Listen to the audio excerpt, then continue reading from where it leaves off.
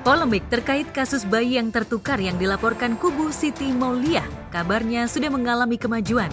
Dari hasil penyelidikan kabarnya pihak kepolisian menempuh jalur restoratif justice sehingga pihak Siti bisa dipertemukan dengan pihak yang mengasuh bayi yang tertukar.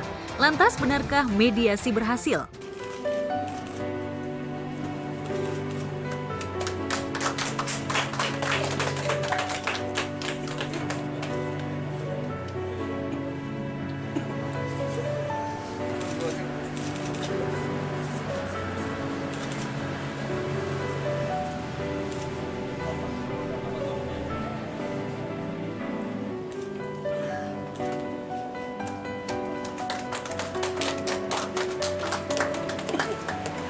Intelijen dengan Binmas, kami mencoba untuk mencari formulasi yang tepat bagaimana menyelesaikan permasalahan ini dengan arif dan bijaksana.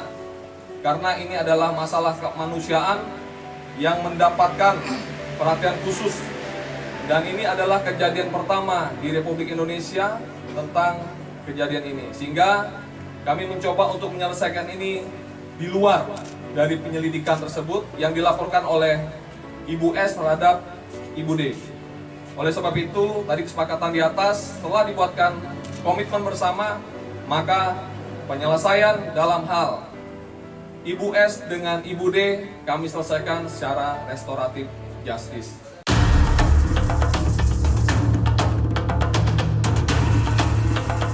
Sebelum mediasi dihelat, pihak pengasuh bayi yang diduga bayi yang dilahirkan Siti sulit diajak bertemu. Sebelumnya juga pihak Rumah Sakit Kawasan Bogor mengelak telah melakukan kesalahan saat diproses pihak kepolisian.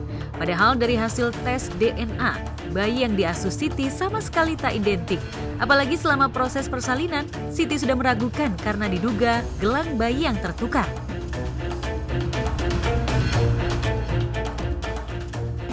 Jadi rumah sakit itu sendiri sebenarnya juga baru mendapatkan informasi secara resmi yang tahu betul itu adalah di bulan Mei 2023. Jadi 11 bulan yang lalu, setelah terjadi 11 bulan. Ya, sangat-sangat karena memang ini terkait dengan nanti bagaimana kebijakan di rumah sakit. SOP-nya harus ditinjau kembali seperti itu. Ada kelelahan rumah sakit Pak? Itu masih kita dalamin, nanti akan kami sampaikan di kemudian hari. Ya, kasus yang hampir serupa juga sebenarnya di Indonesia banyak terjadi. Sehingga proses penyelesaiannya memang yang menurut kami yang paling baik dan paling pas itu adalah proses penyelesaian secara kekeluargaan. Karena ini menyangkut manusia. Kasus ini adalah kasus pertama yang sepanjang sepengetahuan saya. Tentu kasus ini kita berharap kasus terakhir, terutama di layanan kesehatan yang seharusnya tempat yang nyaman dan aman bagi anak untuk lahir di sana. Dan mudah-mudahan tentu dengan kasus ini perubahan-perubahan yang ada jangka panjang bisa kita lakukan secara efektif. Menyayangkan kenapa bayi ini bisa tertukar waktu di rumah sakit H+1. Nah, ini perlu perhatian dari pihak rumah sakit dimanapun berada supaya lebih atensi lagi terhadap penanganan bayi yang baru lahir.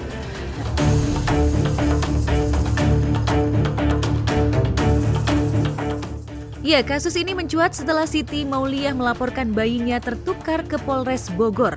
Bayi tertukar ini diketahui setelah Siti melahirkan di Rumah Sakit Sentosa Bogor. Siti dan bayinya telah dites DNA terlebih dahulu dan hasilnya dinyatakan tidak identik. Meski kerumitan sempat terjadi, namun jika mediasi sukses, akhirnya Siti bisa mendapatkan haknya mengasuh bayi yang tertukar selama kurang lebih setahun ini. 99,99% berdasarkan data yang diberikan oleh Kapuslapor Bareskrim dalam hal ini yang diwakili oleh beliau, bahwa anak tersebut memang tertukar.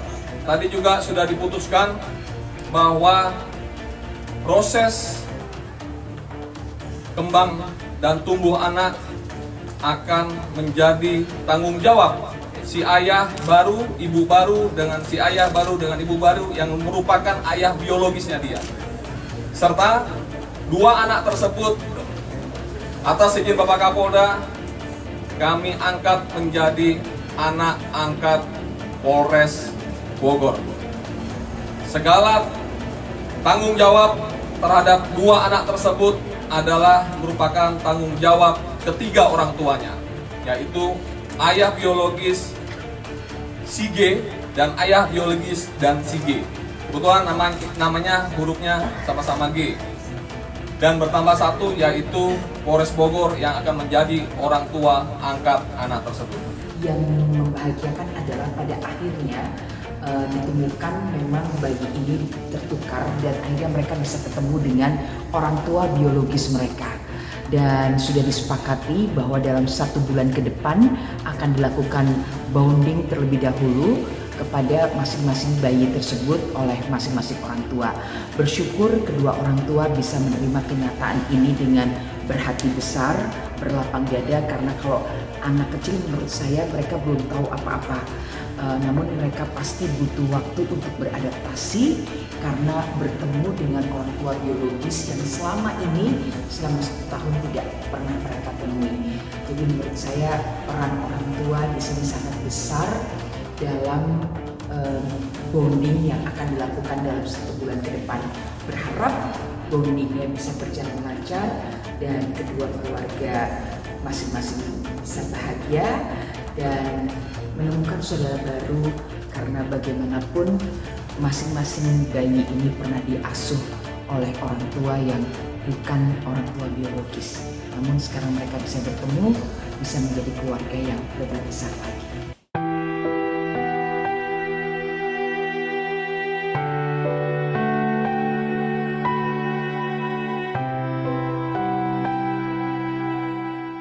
Saat kasus bayi mulai mendapatkan titik terang, pejuang hak anak yakni Ketua Umum Komnas Perlindungan Anak Aris Merdeka Sirait justru kemarin dikabarkan tutup usia di sebuah rumah sakit sekitar pukul 8.30 pagi waktu Indonesia Barat. Mendiang Aris mengembuskan nafas terakhirnya di Rumah Sakit Polri setelah berjuang melawan sakit kantung kemih yang dideritanya. Raut wajah duka tampak dari istri tercintanya. Sang pejuang hak-hak anak itu kini benar-benar telah pergi meninggalkannya dengan sejuta kenangan manis.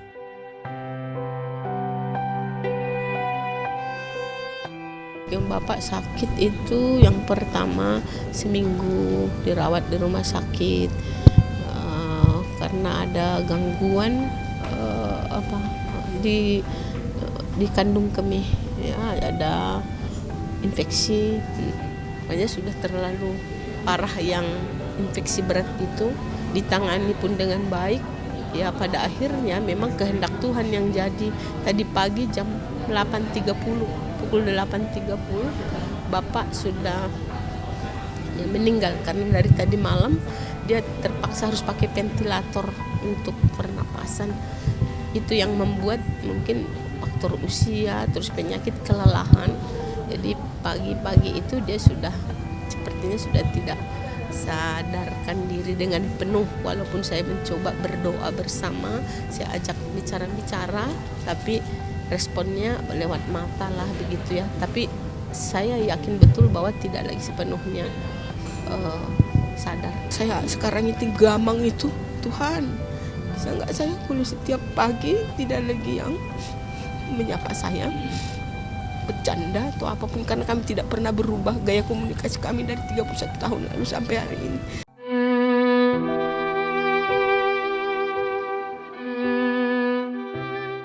Sejak kabar kepergian Aris ke pangkuan Tuhan, beredar ungkapan duka dari berbagai kalangan terutama selebriti ramai menghiasi laman media sosial.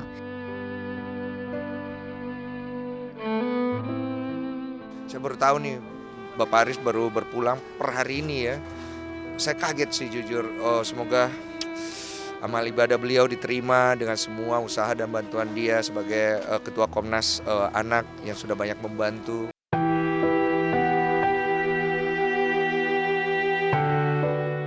Ya, kepergian Aris memang menjadi kehilangan bagi pejuang hak-hak anak. Kiprah Aris dikenal cukup konsisten di dunia perlindungan anak. Hingga sang istri sempat merasakan firasat akan kehilangan sang suami. Bahkan sebelum tutup usia, Aris sempat mengutarakan ingin membuat kampus yang fokus pada advokasi anak. Gagasannya Bapak untuk membuat supaya ada kampus yang berbasis perlindungan anak. Perlindungan anak berbasis kampus. Nah, pulang dari sana sudah tidak sempat lagi kami balik ke rumah, langsung ke rumah sakit, masuk ICU, tetap ke Bintaro ya, karena kami langsung dari bandara sudah tidak kuat lagi berjalan, dibantu itu. Jadi 8 hari di ICU, 5 hari di ruangan, sehat kembali. Kami pulang ke rumah. Nah, yang terakhir ini 3 hari yang lalu sebetulnya Bapak sudah bisa berjalan, sudah bisa hanya ya menunjukkan bahwa dia sudah bisa menulis lagi gitu ya, menulis podcast apa karena ada di rumah, nggak pergi kemana-mana sih, karena saya sudah melarang, tidak boleh lagi capek gitu, kami ada di rumah. Tetapi pas 3 hari yang lalu kondisi Bapak menurun, kumat lagi, yang sepsis, yang apa tadi itu, yang infeksi. Saya langsung bawa ke rumah sakit kembali, saya bawa ke rumah sakit Polri. Pas di rumah sakit Polri ditangani memang sangat responsif. Saya harus berterima kasih kepada rumah sakit karena mereka sangat baik menyambutnya, langsung dimasukkan ke ICU. Tapi rupanya ya itulah ya namanya penyakit, makanya sudah terlalu parah, yang infeksi berat itu ditangani pun dengan baik. Ya pada akhirnya memang kehendak Tuhan yang jadi. Tadi pagi jam 8.30, pukul 8.30 Bapak sudah ya, meninggal karena dari tadi malam dia terpaksa harus pakai ventilator untuk pernapasan. Itu yang membuat mungkin faktor usia, terus penyakit, kelelahan. Jadi pagi-pagi itu dia sudah sepertinya sudah tidak sadarkan diri dengan penuh. Walaupun saya mencoba berdoa bersama, saya ajak bicara-bicara, tapi responnya lewat mata lah begitu ya. Tapi saya yakin betul bahwa tidak lagi sepenuhnya sadar. Nah dari situlah ya saya memasrahkan saja, walaupun dengan sangat berat hati, karena saya sudah berdoa dengan dia dan kami sudah banyak berbincang selama ini.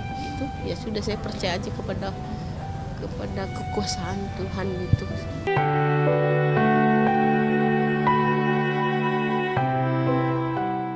Pamor Aris mulai menanjak sebagai aktivis perlindungan anak sejak menjadi Ketua Komnas Perlindungan Anak setelah menggantikan Seto Mulyadi atau Kak Seto pada 2010. Sebelumnya, ia menjadi Sekretaris Jenderal selama 15 tahun atau sekitar 3 periode sejak tahun 1998 silam. Anak-anak di Pulau Telo harus diselamatkan dan tidak boleh dilanggar haknya sekalipun tinggal di daerah-daerah terisolasi. Untuk Bupati Nia Selatan, jangan main-main terhadap keberadaan anak. Karena anak adalah generasi penerus bangsa, generasi penerus keluarga, bahkan generasi penerus Nia Selatan. Aris adalah orang yang konsisten. Aris adalah orang yang sangat tegas tapi lembut, ya. Dia Batak tapi Jawa, gitu. Kesenangannya pun juga tempe bacem, tahu bacem. Dia bilang dia ada Batak, senang tempe bacem, tahu bacem, that is. Dan dia sangat setia pada istrinya, sangat setia. Saya kenal Aris sebelum dia menikah. Jadi saat dia pacaran sampai sekarang, sampai detik ini tidak pernah berubah. Nada untuk membanggakan istrinya itu nggak pernah berubah. Di situ saya sangat respect pada orang-orang yang seperti itu ya.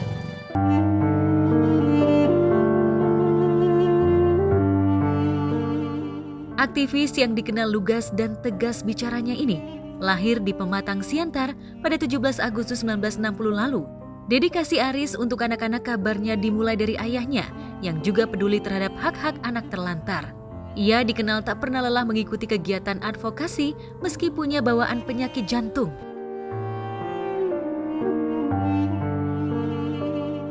Saya waktu itu masih di Malaysia, saya dapat berita Bang Aris masuk di rumah sakit, tapi bukan di rumah sakit Polri ya, di rumah sakit mana itu lupa aku. Di situ dan dia masuk ICU, tapi setelah berapa hari, 2-3 hari lah, nggak terlalu lama, akhirnya dia keluar. Tapi ada bocoran ke aku WA, Mbak dia tuh sebetulnya belum boleh pulang, tapi dia maksa tuh.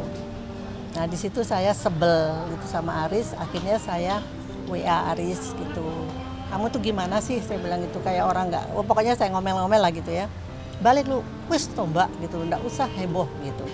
Udah tenang aja. Terus dia kirim foto, dia pakai sarung, dia pakai kaos oblong gitu sambil pakai sarung, dia duduk di rumahnya dan dia rapat. Di depannya ada beberapa adik-adik kami gitu kan di situ. Aku udah bilang nggak lucu, aku bilang gitu udah. Saya kesel sekali kalau terjadi apa-apa gitu, karena kalau dia pulang ke rumah sebelum itu izin dari dokter kan nanti kalau ada apa-apa dokternya nggak tanggung jawab kan gitu masalahnya. Tapi itulah Aris gitu kan. Sampai saya akhirnya sedikit ngomel juga pada Ros istrinya. Kenapa sih kamu? Aduh mbak, kayak nggak tahu dia aja gitu kan nggak bisa dilarang orangnya gitu. Pak Aris kan sosoknya bukan hanya sama orang lain, tentu dia baik, tentu sama saya dia paling baik. Itu yang saya susah bayangkan, karena kami selalu bersama kemanapun pergi di seluruh Indonesia. Saya selalu dampingi dia karena dia sudah punya komorbid tadi, dia punya jantung. Itu Aris, dia nggak pernah nyerah. Ini kasus, aku nggak bisa sebutin satu-satu ya mbak ya, kasus ya ada, tapi ini udah nggak bisa Rich, udah lewat ini bla bla bla, udah simpen. Nanti sekali saat dia keluar, ini gimana gitu. Kalau kita ulang lagi gimana? Nanti ketemu sama orang yang kira-kira ada namanya di situ, apakah dia polisi atau siapa, dicecer terus. Itulah Aris gitu. Nggak pernah diam. Saya selalu bilang sama Aris begini, kita tidak boleh alergi dengan orang-orang di DPR. Ya, ajak omong mereka. Kita udah janjian nih mau ke DPR, mau bicara sama semua partai lah. Karena ada partai yang jelek lah gitu, yang busuk orangnya kan gitu. Kalau partainya pasti baik. Kita kasih ini loh masalah. Ada. Ayo kita selesaikan sama-sama. Ini mungkin nanti untuk PR yang 2024 gitu. Rencana kita seperti itu. Siapapun presidennya, kita harus bikin semacam ini permasalahan-permasalahan yang belum tuntas gitu. Dan ini akan kita mintakan kepada pemerintahan yang baru nanti. Kita titipkan gitu. Karena Aris adalah orang yang sangat sederhana. Dia kadang nggak punya duit, tapi untuk membantu orang selalu ada duit. Nggak tahu siapa yang dia injek kakinya gitu loh. Selalu ada aja gitu. Dan itulah Aris gitu. Dia banyak kawan. Tapi mungkin pasti ada orang yang nggak suka, ya itu wajar lah ya gitu. Dengan sepak terjang dia. Kalau dia mengatakan dia bersalah, pasti yang lain juga mengatakan, aku nggak salah kok, kenapa dia nyalain aku. Seperti kasus yang di Malang misalnya ya, kayak gitu. Banyak kasus yang dia selesaikan. Kasus yang pelik-pelik yang orang sudah angkat tangan, dia masih mencari cara. Itu Aris. Dia nggak pernah nyerah. Ini kasus, aku nggak bisa sebutin satu-satu ya mbak ya. Kasus ya ada. Tapi ini udah nggak bisa Rich, udah lewat ini bla bla bla, udah simpen. Nanti sekali saat dia keluar, ini gimana? Gitu.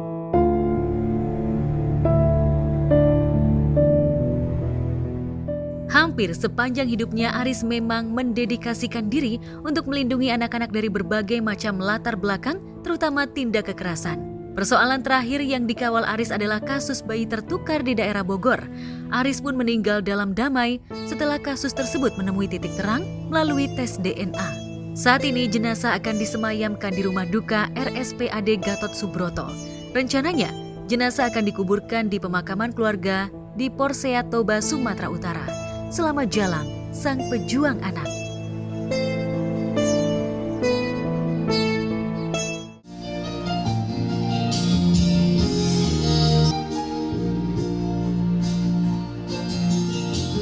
Rapi